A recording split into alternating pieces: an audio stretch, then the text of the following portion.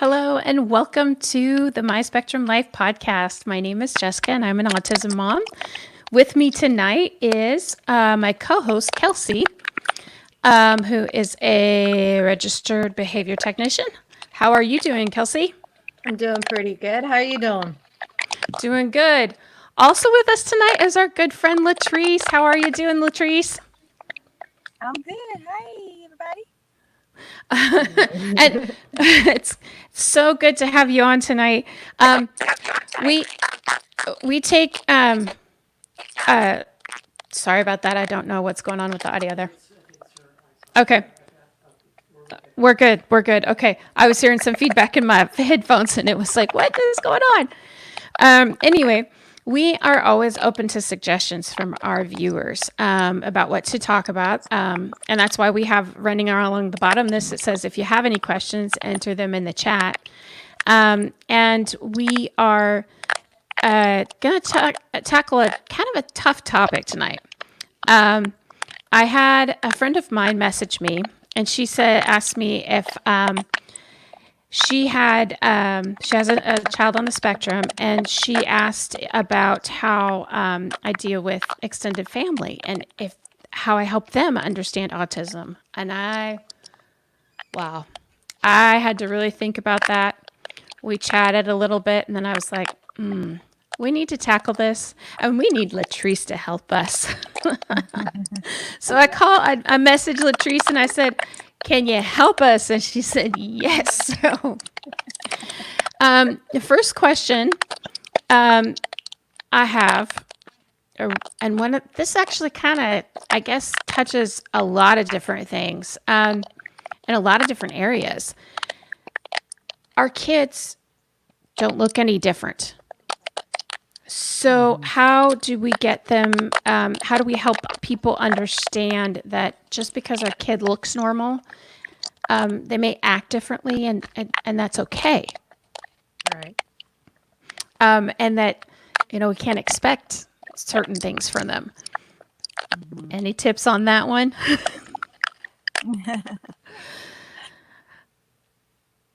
I guess the question is, how do we educate others in general Mm-hmm. right now about our kids and behaviors and different things that they experience? Yeah. Um, the best way to do that is definitely educate them on it, to let them know my child isn't trying to be difficult, isn't trying to be naughty. There's actually something that's going on with my child, and let me kind of help you understand that. And so Mm-hmm. that's a general thing that you're educating everybody all the time. I tell patients that when their parents come into my office, you're always being the advocate. You're always educating for your child, from family to friends to teachers to other therapists to Mm-hmm. doctors. Pretty much everybody that you come and encounter with. Sometimes even in the grocery store, at a Oh yeah. restaurant, Mm-hmm. because behaviors can display anywhere, sometimes at any time. Because things can trigger Mm-hmm. things in our kids that can be overstimulated from their environment. Too many noises, too many people. So that may cause meltdown or the tantrum behavior that you may see. Mm-hmm. Sometimes even displayed in the older kids that has autism, not just always the smaller kids, but they may look and see this big kid having a meltdown in the restaurant or in the Yeah. grocery store. People are staring and looking and wondering what's going on. And so those are Mm-hmm. times when you have to really say, hey, this is what's going on with my kid, and Right. Yeah. educating them on autism all the time. Yeah. It is. It's a constant thing.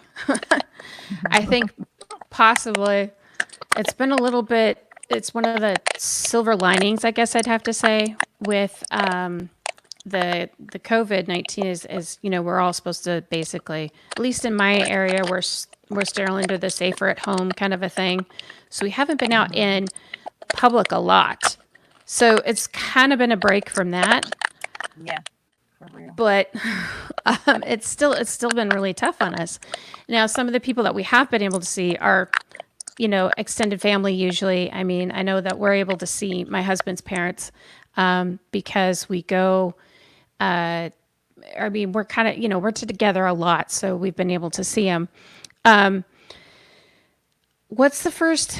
Well, I guess we can just kind of break it down. with grandparents, what's the first thing you would say? The first thing that I was, I think in our family in particular, my Mm-hmm. dad is a military man, so he always been the stickler with enforcing and us following the rules. So Yeah. things were different with Terrence, and so they didn't always understand like why we would parent Mm-hmm. Terrence differently than how I was raised. Yeah. And so there was a difficult transition for my family, and you would hear him often say, "Well, he just need a good spanking." He don't need to be acting like that, and things like that. And so I would tell my dad, Dad, it's more to it than what you see. It's Mm-hmm. not that simple. It's not that Yeah. easy. Mm-hmm. And so I would say, well, these are some of the things that may trigger Terrence. These are some of the things that you all may need to know. You may need to know that Terrence doesn't like a lot of the loud noises. Sometimes Mm-hmm. we have large family gatherings, and a lot of people are usually, before COVID, our family would be together a lot. A lot of the Right. Mm-hmm. extended family would come around our family. And so not understand that that may be too much for Terrence, the loud noises, the crowds, Exactly. everybody talking all at once. And it was just a Mm-hmm. lot of things for him. He couldn't process. He couldn't handle. He may want his preferred items, and others Right. couldn't understand. Why does Terrence want that? Why does he always have to have that? Why does he have to always Right. eat that? Yeah. Not knowing those things. So I Mm-hmm. actually would have to. I actually wrote my family a letter. We had an incident to happen actually in December of 2019. Oh wow. And so we were all prepared. My husband and I was prepared to take Terrence out of town Mm-hmm. to one of my aunt's birthday parties. And so we had his favorite toys, his fidgets, his favorite Mm-hmm. snacks prepared. But I Yes. would tell you, even sometimes when you're prepared, it still can go wrong. Oh yes. Wrong it went. Always. And so we went to my family. He's used to being around my family, but it was also some new persons that was there, and it was a Mm-hmm. different place, house that he wasn't familiar with. Um, so it was a Mm-hmm. new place, new environment. A lot of things were going on, Oh my and so goodness. I Yeah. asked specifically, could we go to a place where it's going to be more quiet upstairs? And so Mm-hmm. it was welcoming. That part went well, but there were times when Terrence still would get frustrated Mm-hmm. from persons coming in, from um, interacting with the kids that was different from him, Mm-hmm. and he wanting certain things that he wanted. And when he wanted it, he wanted. It Yeah. wasn't like I can understand. No, I can't have it. That doesn't belong to me.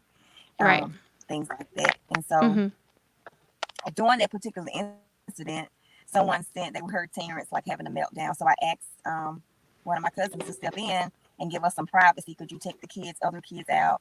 We just need to have a moment right now. Let's meet my husband and Terrence in here so we can help Mm-hmm. him calm down. And Mm-hmm. so someone else came to the door and it was like, um, check on them. Do they need anything? Are they okay? What's wrong? You Mm-hmm. know? And so it kind of offended me because I'm like, we can handle Terrence. Right. It may seem a little loud in here, but things are okay. Yeah. Trust Right. that I don't need my parents coming up here to check on us, and it's Mm-hmm. okay. So my mom was like, it's okay. They have Terrence. Terrence needs some moments to calm down. Mm-hmm. Right. And so I think the family can had like a conversation about that. And so I was like, okay, you know what? It's time for me to address this. I've Mm-hmm. addressed it before, but maybe I need to go in a little bit more detail Right. as to what actually goes on with him. So Mm-hmm. I wrote a letter. I forwarded everyone that was there a letter and Mm-hmm. explained to them in detail the different challenges that Terrence has with Mm-hmm. autism and how his brain is wired different than our brain, and how it took a lot of energy for him to even be there, to be Right. in that Right. environment, on Mm-hmm. top Right. of him having the seizures that he faced. So I kind of Oh. wrote, every day is a challenge. Mm-hmm. Right. Let me bring you all to look at things from his set of eyes, Yeah. and let you all put yourself in our place as parents. And so I Mm-hmm. Right. was like very detailed, very specific in the letter that I sent everybody. And I also told them in the letter that if you want to know more about autism, I'll be very glad to educate you on it.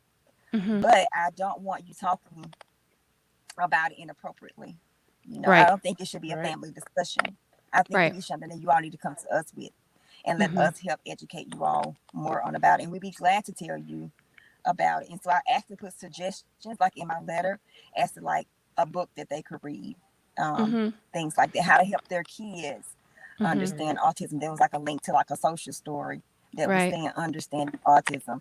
So how Mm-hmm. your kid can also understand how to relate to Terrence, and also Mm-hmm. point out the things that he like. How can we get him involved in family gatherings? He liked music. Let's kind Right. of play his favorite song sometimes to get him involved, so he Mm-hmm. wouldn't feel isolated. Mm-hmm. Have a maybe can we eat before we come, or maybe is there a different location maybe we can eat it, if Right. it's too much noise, we can have some of his preferred foods that he likes. Right. Right. Sometimes I bring things, but he still want to feel a part and see the things are there that he can kind of Mm-hmm. enjoy as well. So, and can we have different play areas for kids versus the adults, even Right. some quiet kid play activities? So I was kind Mm-hmm. of very detailed in asking what my family, what our needs were, how they could best help us. Mm-hmm. And a lot of them was very receptive to it. They really appreciated me reaching out in that way, Right. because not personally, I did feel some type of way, as a parent, because sometimes we, Right. those are our Mm-hmm. babies, those are our kids we're talking about. So we do take some things kind of personally, Yeah. but I wanted to be very open about how I felt about it. Mm-hmm. Right. Right. I know. Sarah, Jennifer asks, what are the most common unrealistic expectations other people have of your child? Oh, goodness. Sitting still. Yep. Yes. That's a huge one.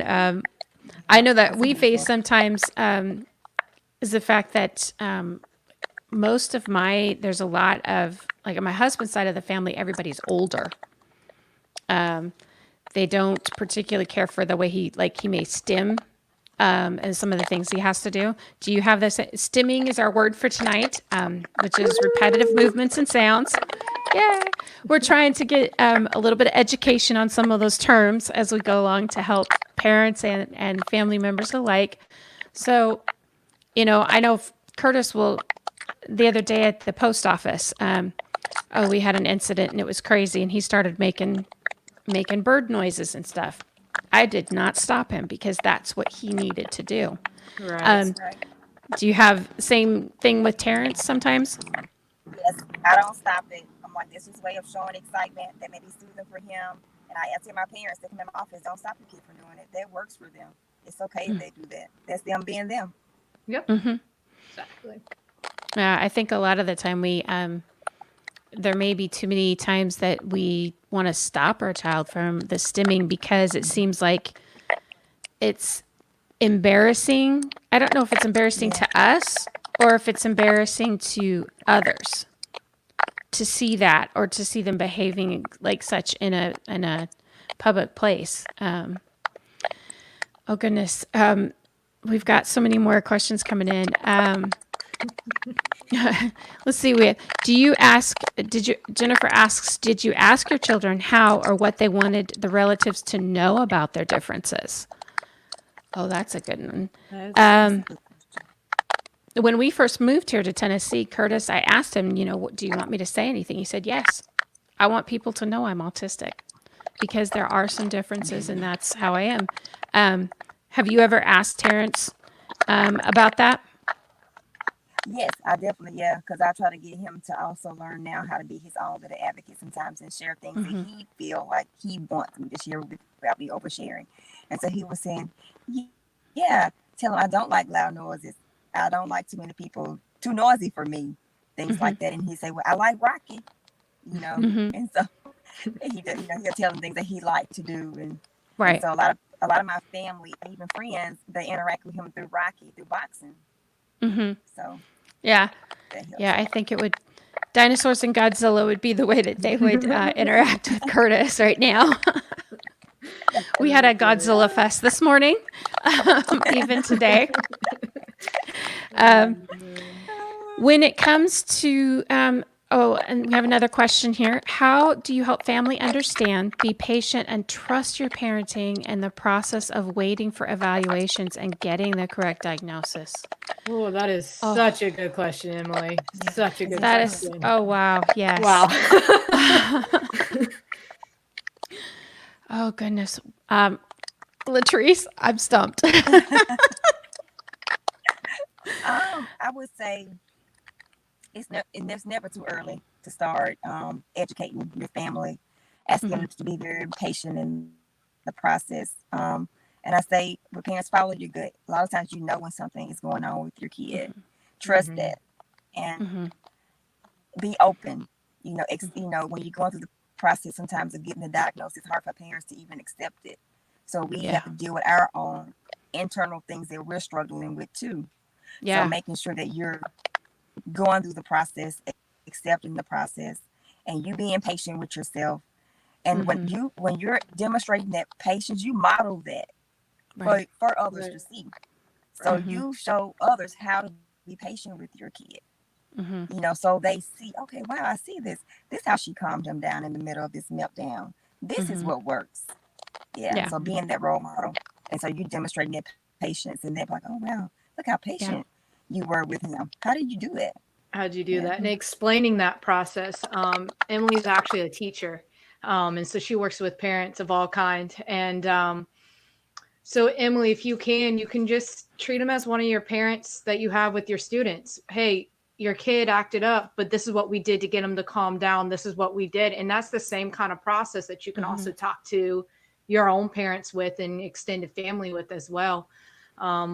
Just kind of give them that and kind of take the professional route sometimes, because sometimes removing yourself as a parent and treating, and then as a family, just taking that professional route could also really eliminate some frustrations or some tension between family. Yeah, I know. And just, I mean, educating yourself too in the process. I was always trying to read and find different things. And when I found something that worked, I would recommend it to other family members, hoping that they would watch it or take it into account. What would you say to a grandparent who says, how can I help? I have that. This is one that I've thought about, and I think it goes with whatever is going on at that particular moment. Would you say, Latrice? Yeah, I definitely would say that. Yeah, because a lot of grandparents, they do want to help you with your kid and be right there for you. So, for an example, our son Terrence, he came and stayed with my parents one time for a week for Thanksgiving. So I sent like a packet of things, like these are things you can do with him. These are the things he likes. This is what calms him down. Things like that. So I kind of gave like my mom like a mini packet to help her, and it was still educating, but yet still saying these are the things that works for him, and this how you can help. Yeah. I remember my sister's wedding. Curtis was the ring bearer, and we were kind of, this was one of the first major kind of things that he was dealing with. And we knew that it would be difficult for him to walk down the aisle. And so we let him, we had two toys. We had a little tiny Captain Teddy, and then, which was a pirate little teddy bear. And then we had Stitch, and Stitch is like his favorite. And so my mom actually had Stitch up at the front where he was going to sit down, because we knew that he wasn't going to stand during the whole ceremony. And then we kind of attached, let him hold Captain Teddy with the ring bearer's pillow, so that he would be able to participate and go ahead and walk down the aisle to where he needed to, and then sit down, and he would have his, a couple of toys to sit there and play with, so he could handle the ceremony. And, that was something that my sister really wanted him to participate, and her husband did too. So it was like, okay, what can we do so that he can participate? And it was really great to have them open to him carrying Captain Teddy. And then a few years later, at Derek's parents' 50th wedding anniversary, by that time we had our service dog in training. And so they're like, please bring the service dog. And we did. And so that helped. What would you say? Now, I know one of the biggest struggles that some people may have is cousins. Cousins that are the same age, cousins that are older, and cousins that are younger. For us, Curtis's cousins are all older. So we've kind of been able to talk to them and, take them inside as, okay, we're the cool aunt and uncle. This is how we need to handle this. What would you say, Latrice, for somebody who has, does Terrence have cousins that are around his age and younger? Yes, he does. We do. We have a pretty big family, so yes, he does. How And do they're you all here guys handle that one? around also. So we use, I'm like in charge of like the activities for the kids because I want Terrence to kind of be involved. So I do a lot of activities where they can take turns. Sometimes we use a timer. I've noticed that like a lot of the younger kids, they like the sound of when it's my turn, the timer's off. It's my turn now without them having to fuss about it. So we use that to incorporate it with playing different games. So I think with Terrence, we work a lot on social skills too with him. That has been a component to help him understand the different social skills that come along with it. But also, I use this book called Mikey, and it talks about seeing the eyes of a kid with autism, and it talks about like their daily life or even their school life, what you see and how they may be different. So it was something I shared with like his cousins and their parents did, so that they got them to see the different behaviors that a person with autism may have. They may put their hands over their ears if it's too much noise. They may want to, if they like you, they may be all in your personal space. They may not always understand the way of saying, I really like you. You're one of my favorites. And so he may not understand that you're trying to scoot over. He's trying to get closer, so, and just kind of educating them on it. We're all different and that's okay, but we still can all play together. Yeah. Yeah. I know sometimes it may be hard to take that initiative and educate the family members because it feels like, I know sometimes for me, it's like, there's instances or you get into situations and you're like, but they're family. Can I let my guard down for once? And they understand. But then again, I have to step back and say, no, I can't because they're not here all the time. They don't see life every single day. They don't see the strides we do in ABA therapy or the differences we have to make. And if they come in every now and again, like my parents are, thousands of miles away. They're on the West Coast, so they don't get to see Curtis that often. And so whenever they come, things are just completely different. Where now with Derek's parents being in town, it used to be that, we were far away from all sets of parents. With Derek's parents being in town, they're able to see more of what's going on with Curtis on a regular basis. So it's easier to understand what's going on. And I think just being able to step out on my own to be able to do this, the podcast, and see that, there's so much education that we need to bring to others, the awareness that, there's not a lot of time that we as autism families get to take off from the advocacy. Is that do you see that a lot, Latrice? I mean, for yourself and patients you see? Yeah, I do see that a lot. In our own personal family, my mom was a teacher. So I think I get a lot of my patients from my mom, kind of just genetically. And so she's very patient. She's very calming with him. So she's a huge advocate like I am for him. So that has been a huge plus. And she does her own reading on things. And she wanted to figure out, how do I connect with him? How do I let others know about my grandson? So she's been a huge advocate as well with that. But even like with families that I see, like their parents, grandparents want to know, like you said, how can I help? What do I need to do? They want to be active and they want to get involved. So they're helping not only to help take some of the load off them too, they're teaching their parents, the grandparents, so they can be advocates to also help families and other members understand what's going on too. So that helps a whole lot. Yeah, it does. It does. Now, you mentioned the book Mikey. Are there any other references or books that you would suggest to help educate? Yes. One book I use is The Uniquely Human. I think I mentioned that before, about Barry President. I gave the book to my mom. I gave it to my sister. I gave it to patients Mm-hmm. that I serve. And so You I mentioned recommended it it at to the me. airport police training. I did. And so I Yes. mentioned it at the airport police training I'm doing on autism to help educate the police officers on autism. So I mentioned and talk a lot Mm-hmm. of it about that book as well. But Uh-huh. also there's a it's on YouTube. It's Understanding Autism. So it's a Mm-hmm. social story, and it talks about helping other kids understand autism.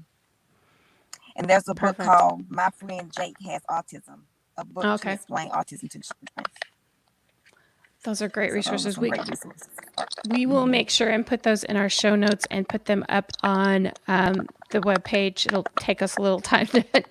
I might have you send me a bunch of links, Latrice, so we can get those on there. Yeah. And actually, there's a video that I did that's on my personal Facebook page under videos. Mm-hmm. Terrence and I did a video on Mikey where we was explaining what that day looked like for Mikey and what that day looks like for Terrence. Oh, wow. That's a great idea. That is a perfect idea. So I need to send it to you. See that Okay. link. I'll send it to you.